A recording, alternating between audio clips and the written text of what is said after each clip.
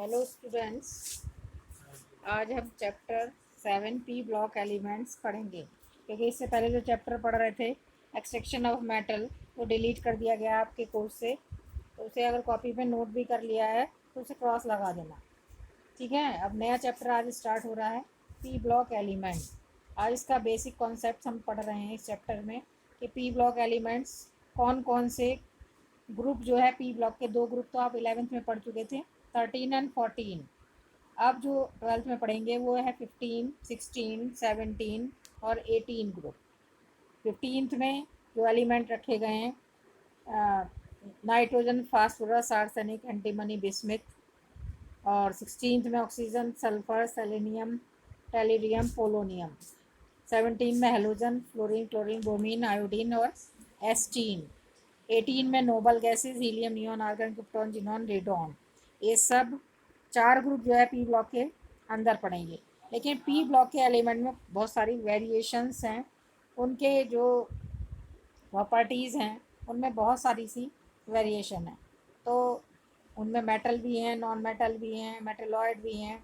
उनकी जो है physical chemical property group wise जो है जितनी भी हैं, आयनाइजेशन पोटेंशियल हुआ, इलेक्ट्रोनेगेटिविटी हुई और एटॉमिक रेडियाई हुआ, ये सब जो है वेरी करती हैं पीरियड टू पीरियड और ग्रुप टू ग्रुप। तो इसीलिए ये थोड़ा सा इम्पॉर्टेंट है पी ब्लॉक एलिमेंट। इसमें जो कुछ नई टर्म्स आएंगी उनको अच्छे से पढ़ना भी है। तो इसके सबसे पहले मैं common characteristics of P block element बता रही। P block element exist in all three physical state. अभी मैंने बताया मेटल, नॉन मेटल और मेटलॉइड, तीनों स्टेट में ये एलिमेंट हैं पी ब्लॉक के अंदर। Number 2, ionisation energy increase across a period and decrease down to group.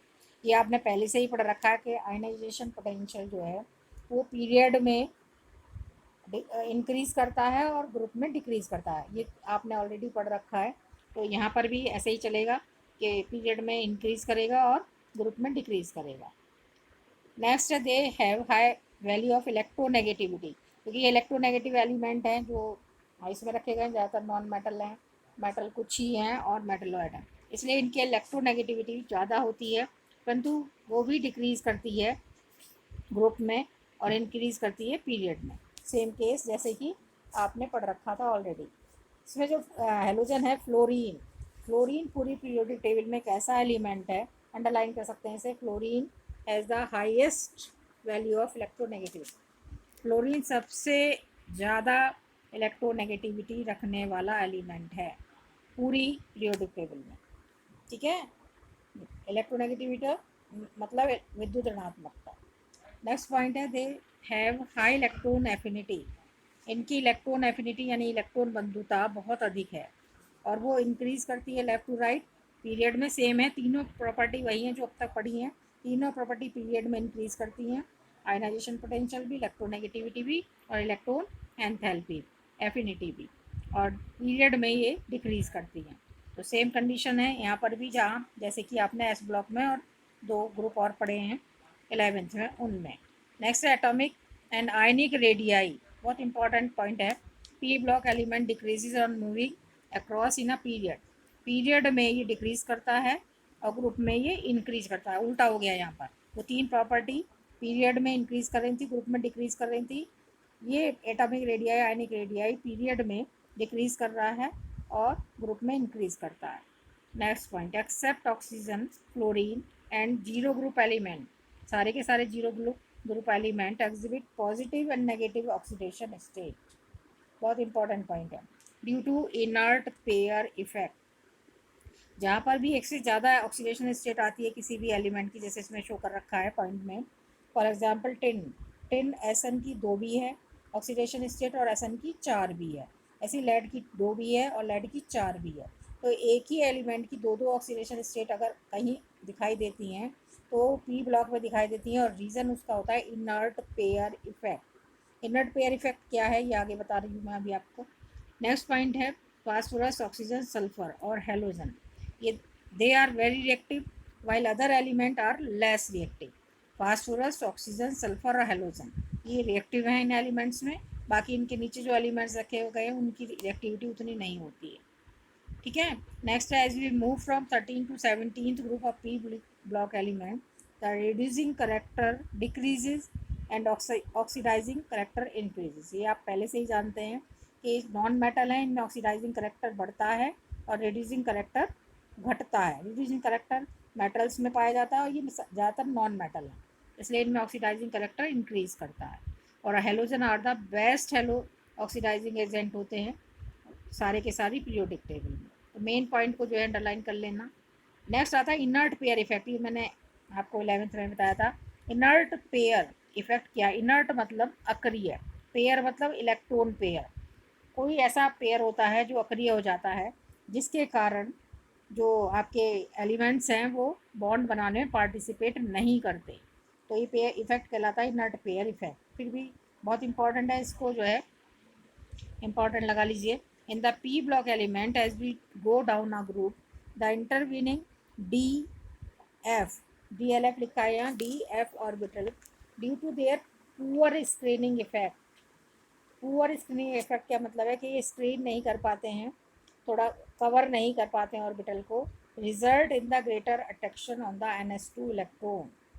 ठीक है, इसका रिजल्ट क्या होता है कि NH2 इलेक्ट्रॉन की तरफ इनका अट्रैक्शन जो है वो ज़्यादा बढ़ जाता है, जिसके कारण इलेक्ट्रॉन बॉन्ड बनाने में पार्टिसिपेट नहीं कर पाते।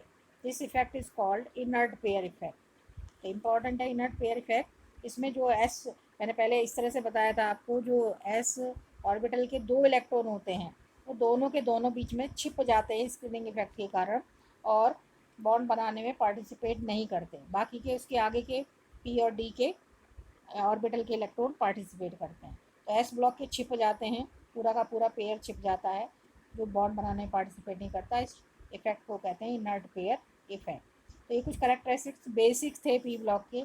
अब ये ग्रुप वाइज जो है चेंज होते रहते हैं, जैसे 15th ग्रुप में कुछ और देखोगे, 16th में कुछ थोड़ा सा चेंज देखोगे, 17 में कुछ और 18 में अलग से। तो अभी जो फर्स्ट पढ़ रहे हैं हम, ग्रुप 15 पढ़ रहे हैं। ग्रुप 15 को हम नाइट्रोजन फैमिली के नाम से जानते हैं और एलिमेंट मैंने अभी बताए थे, नाइट्रोजन, फास्फोरस, आर्सेनिक, एंटीमनी और बिस्मिथ। कॉन्ग्रीगेशन इसमें दे रखा है। नेक्स्ट आती है, पहले आती है इनकी फिजिकल प्रॉपर्टी। जैसा कि मैंने एक पैटर्न बताया था 11th में, पहले आप फिजिकल प्रॉपर्टी लिखते हैं, कोई भी अगर पूरा का पूरा ग्रुप लिखने के लिए आ जाता है, फिर उसके बाद केमिकल लिखते हैं, फिर उनकी कुछ स्पेशल प्रॉपर्टी होती है उनको लिखते हैं। लेकिन अब जो क्वेश्चन आने वाले, क्योंकि इन पर जो है बहुत फोकस किया गया है सिलेबस के ऊपर, इनमें से क्वेश्चन बनेंगे, तो काफ़ी चीज़ें इसमें से डिलीट कर दी गई हैं जो पेपर में पहले ज़्यादा इंपॉर्टेंट हुआ करती थी, अब ये इंपॉर्टेंट पार्ट बन गया है। तो इसके हर एक करेक्टरिस्टिक को आपको अच्छे से समझना है, क्योंकि इन पर बेस्ड क्वेश्चन आएंगे। अब इसमें पहला हेडिंग है एटॉमिक रेडियाई।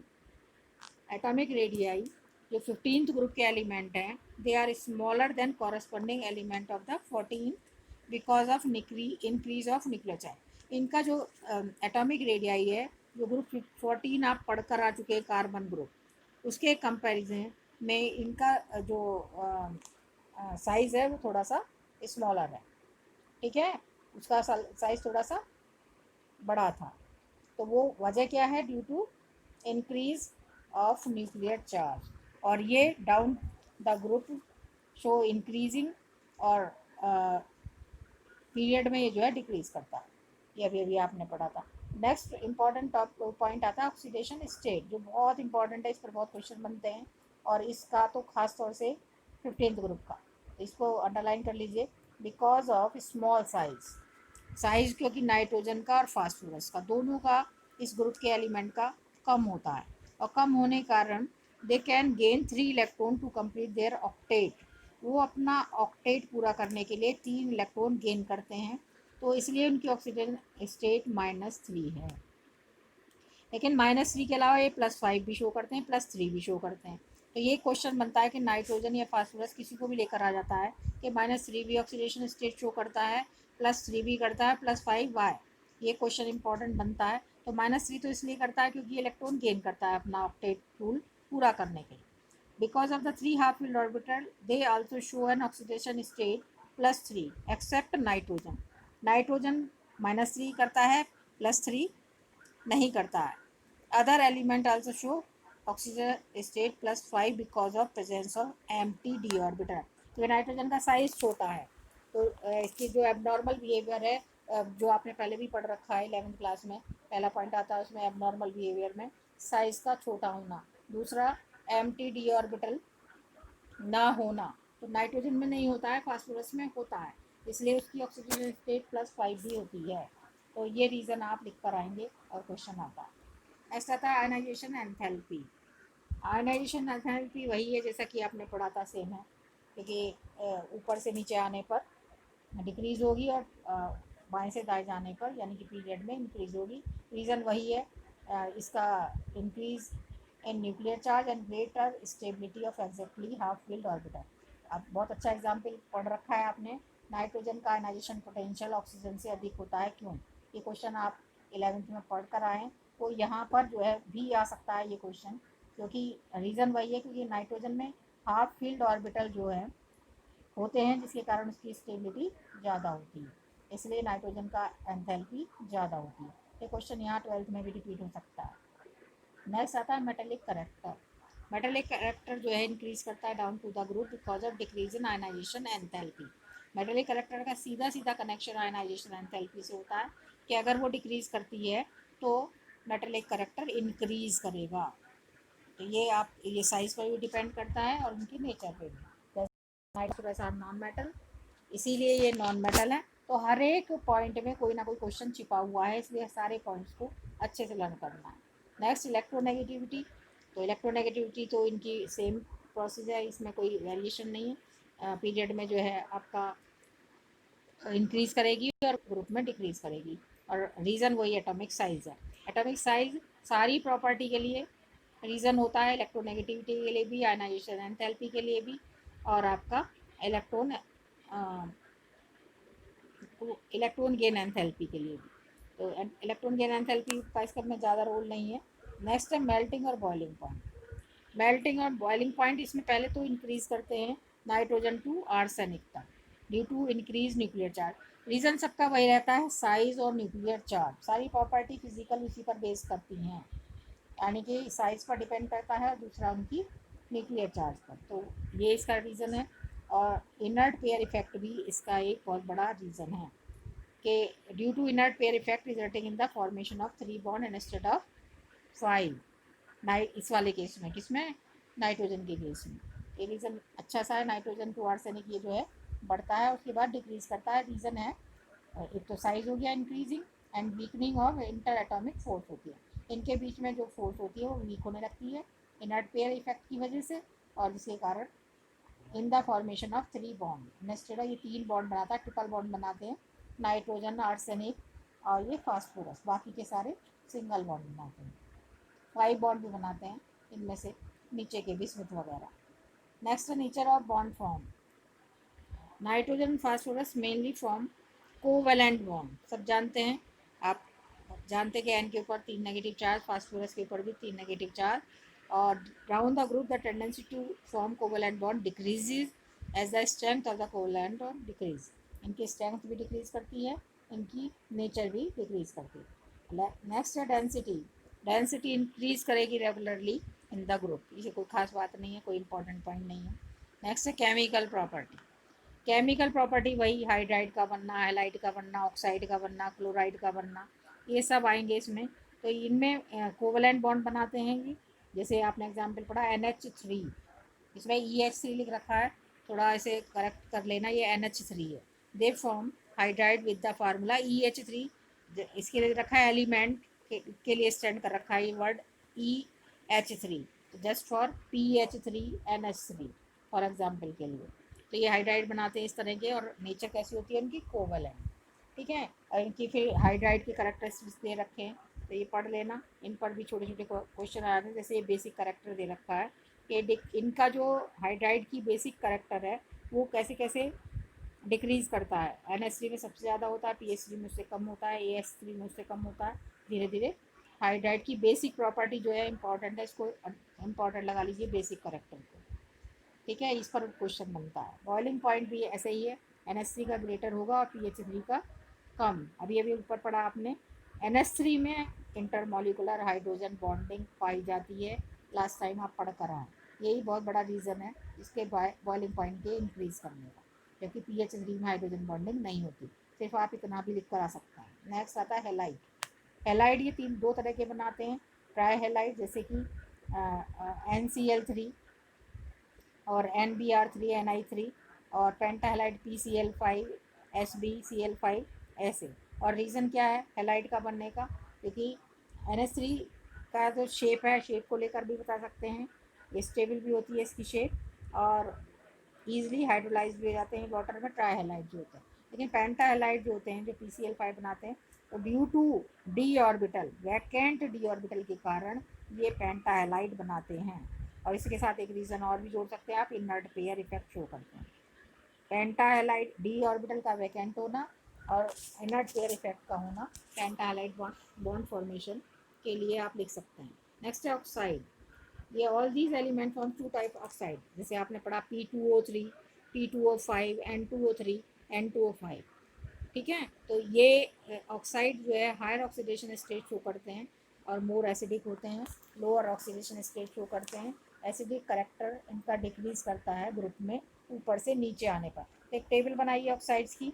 हालांकि इनकी ऑक्सीजन जाती है, बाकी ये मेथड ऑफ प्रिपरेशन अब कोर्स से हट गए हैं, तो आप मेथड ऑफ प्रिपरेशन नहीं लिखेंगे, बस इनके फार्मूला, ऑक्सीडेशन स्टेट, और बस आप इतना ही लिखेंगे, नेम, फार्मूला और ऑक्सीडेशन स्टेट ऑफ नाइट्रोजन, क्योंकि ये कभी कभी पूछ लिए जाते हैं। बाकी ये प्रिपरेशन प्रॉपर्टी आप छोड़ सकते हैं। तो ये था general property of 15th group element. तो ये आप लोगों को चैप्टर में लिखना है। ठीक है, तो आज के वीडियो में इतना ही। आगे